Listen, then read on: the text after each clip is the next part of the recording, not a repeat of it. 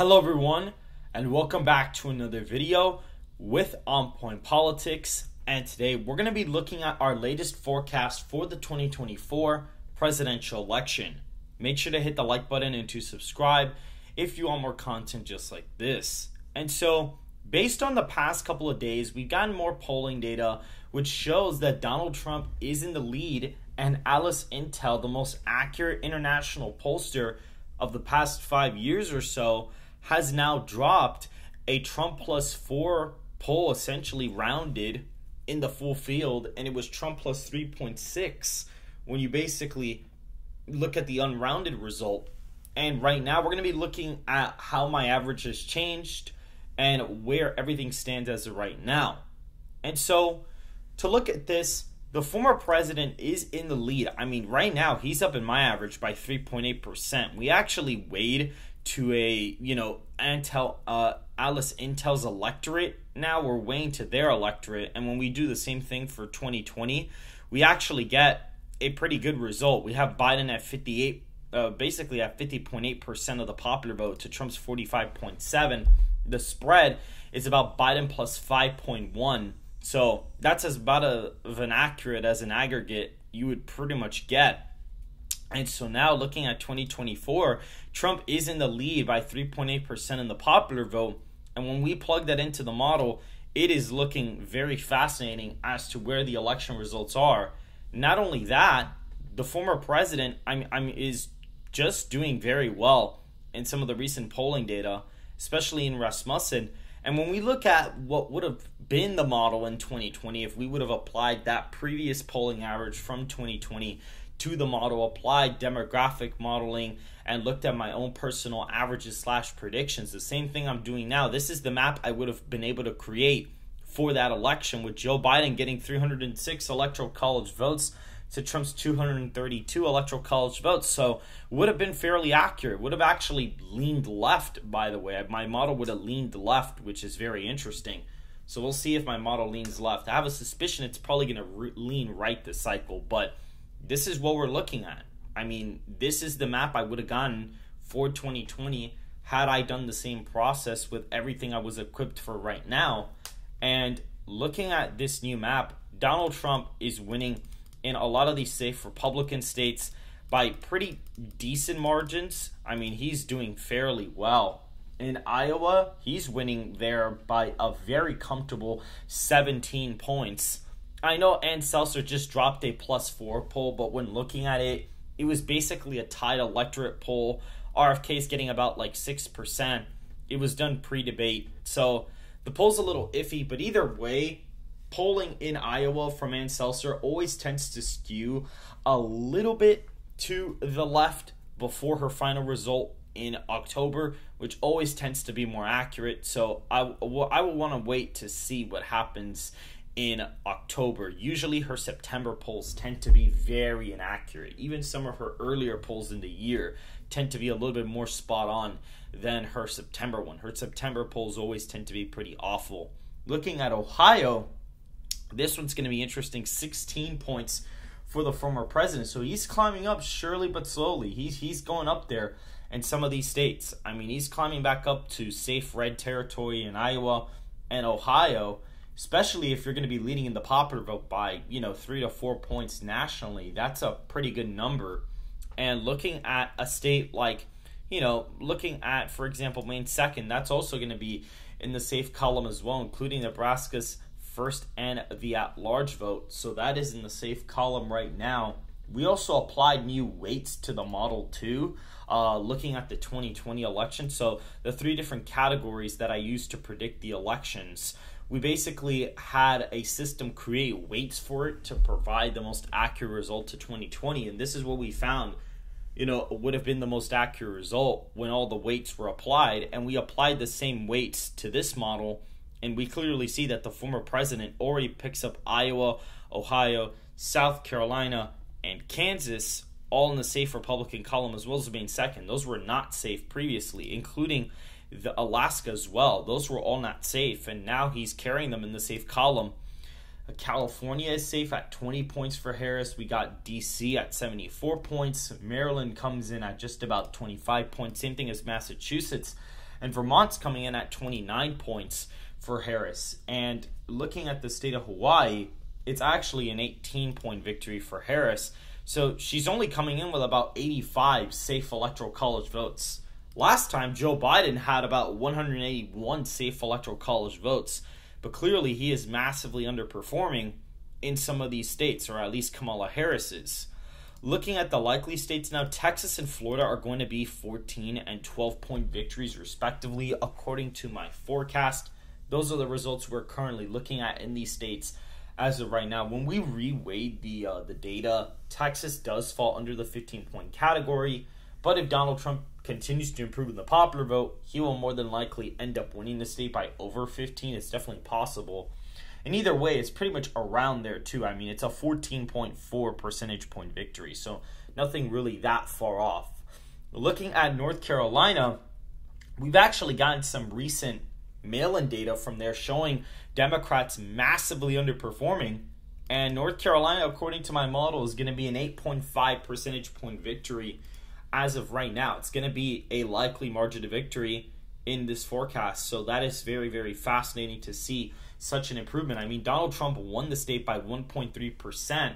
It would actually kind of make sense if you think about it, because if the popular vote's shifting about roughly 8 points to the right compared to 2020, give or take, or about 7 points, the state shifting 7 points to the right actually makes perfect sense, because the state hasn't actually trended anywhere for the last 2 cycles, essentially. It's been a stagnant state, and it may be the case again. So that kind of aligns with that. And I'm not even plugging in any trend models. This is not like my previous model where I had previous election results included and trends and stuff like that. That's not what this is. This is just strictly my new polling averages / personal predictions, the nonpartisan leaning analysis, plus the projected popular vote and the demographic margins, which are basically done by pretty much averaging out respected pollster state margins based on the demographic information from 538.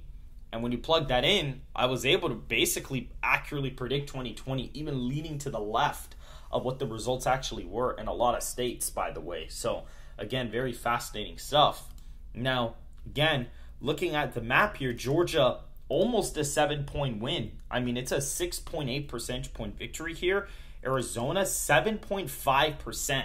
And a lot of the polling in Arizona and Georgia right now do have tied electorates or Democrat favorable samples, but I don't think that's going to be the case this year. I think the electorate in Arizona is probably going to be R+6, R+7. It may get closer since the state has become more educated and has been trending left, but Donald Trump is still doing very well with Hispanics. And in Nevada, you see the same thing.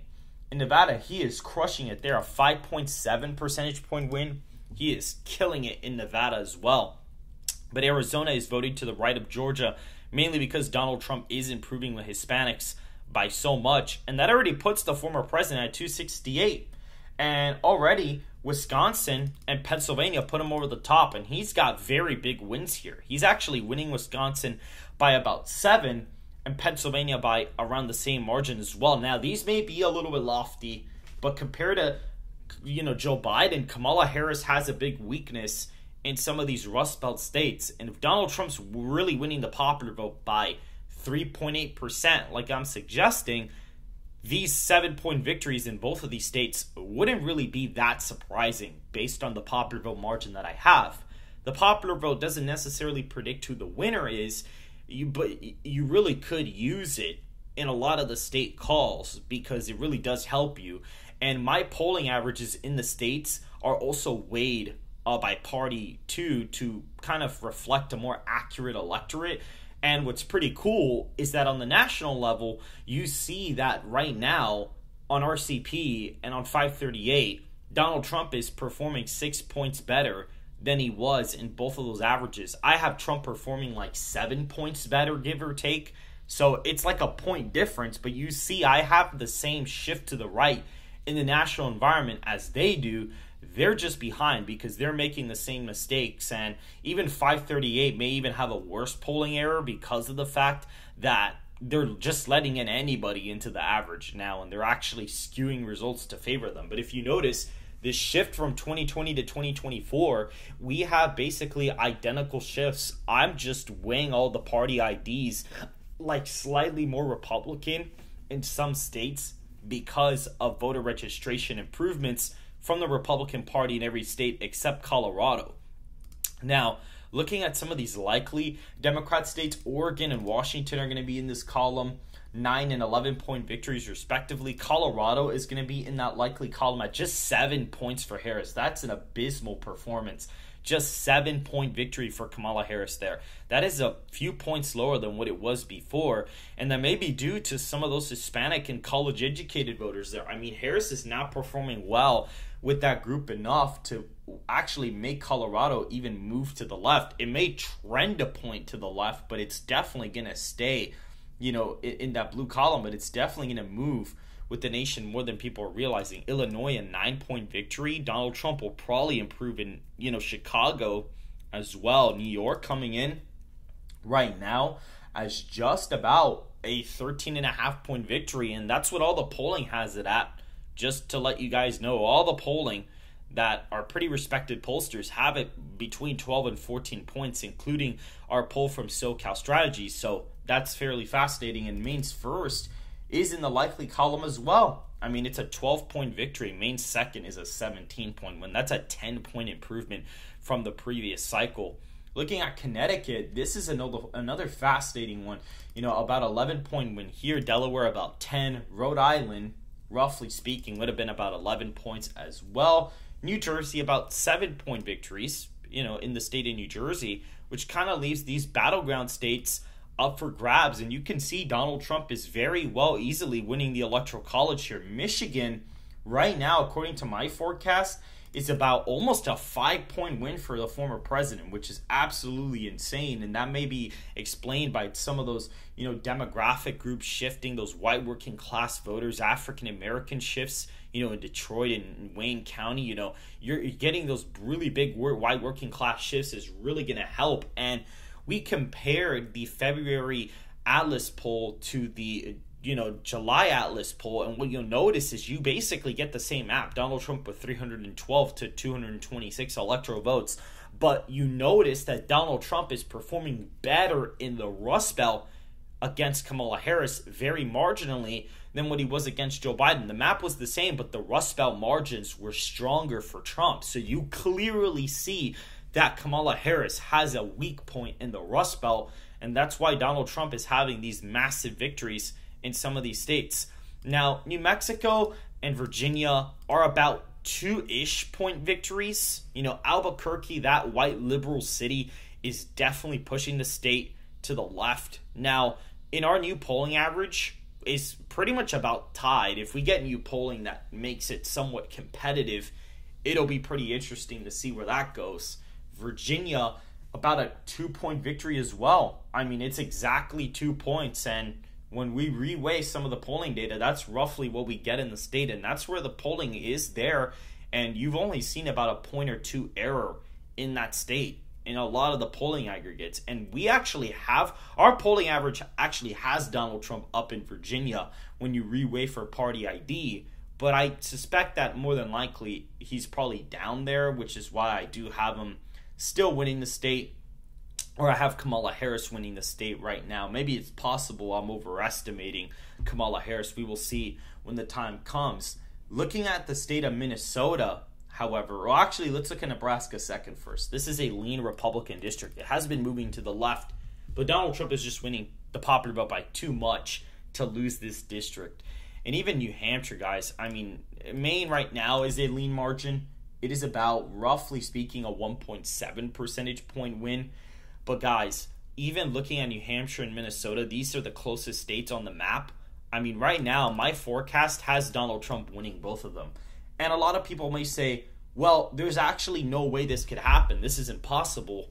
Well, again, guys, just to let you guys know, Harris has a weakness as a candidate in the Northeast / the Rust Belt. It's very evident when you look at the Alice Intel polling and when you look at non-college, voting patterns from a lot of those voters. She has a very big weakness with that demographic. And not only that, they just went to New Hampshire the other week. Why would she be going to New Hampshire to do just a random campaign rally? It's because their internals are showing something really bad in the state of New Hampshire. And not only that, when we reweigh all the polling data in New Hampshire, we get a Trump plus 0.7 polling average. And Jeremiah Watson, who does the reweighing a little bit more sophisticated, he has Harris plus 0.2. So it's an effective toss-up. In Minnesota, in my polling average, is about a 1.5 percentage point win. But the point of the model is to be able to track some of the state movements if there's a lack of polling data in some of these states. So the reason why Minnesota is still Republican is because since Donald Trump is up in the popular vote by so much in our forecast, that's being tracked in the model, as well as looking at that demographic margin from a lot of the models that we've been looking at too.